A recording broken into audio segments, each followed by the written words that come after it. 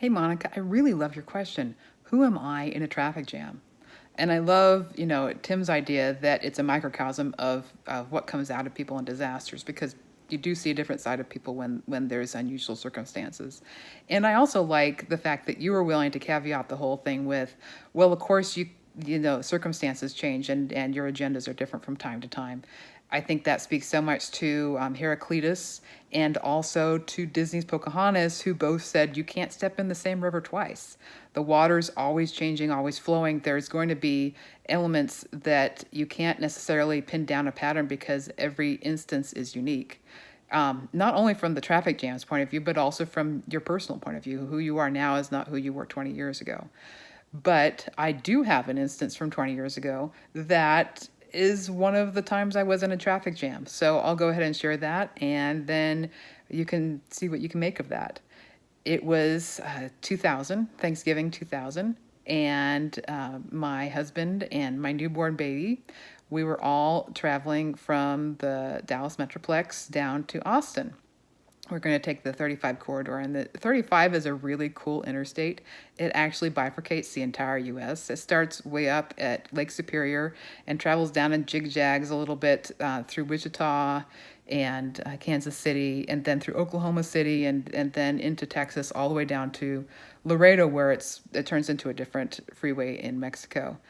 But I think one of the coolest things that 35 does is just a little bit north of the Dallas Fort Worth Metroplex. There's this cool little town called Denton, where it splits into an east and a west, a 35 east and a 35 west, and each of those will go this dead through the center of the downtowns of Fort Worth and Dallas before meeting back up again just south of the Metroplex in this not so cool little town called Hillsboro.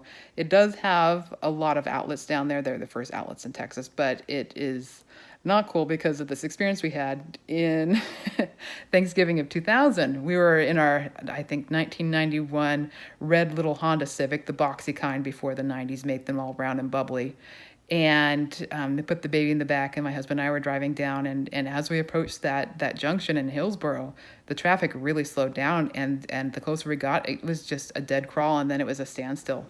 And I remember just being a little bit worried because there was this rule in my head that babies in cars stayed in their car seats. That's just what you did. When you were in the car and you're moving in the car, the baby stays in the car seat.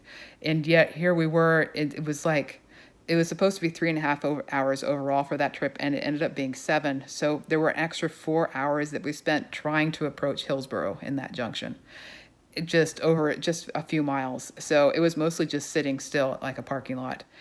And the longer that time went, the more upset the baby got in the back seat. And of course, when they're only a few months old, they're turned around, so you can't even really see them. And it was just very distressing on an oxytocin gut level.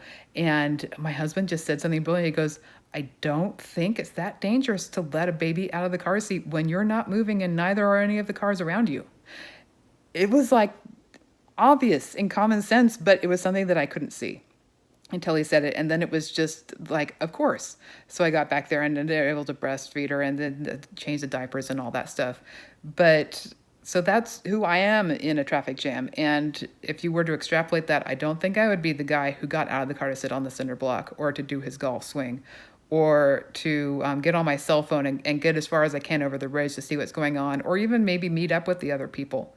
Or maybe that's not who I was back then. It would not have occurred to me because I had this very set ideas of what should have been. Anyway, that is me, or that was me in a traffic jam. I don't know if that is me now. It's been a while since I've been in one, but I'd like to think that maybe if the situation called for it, I'd be able to do the unexpected. I'll talk to you next week.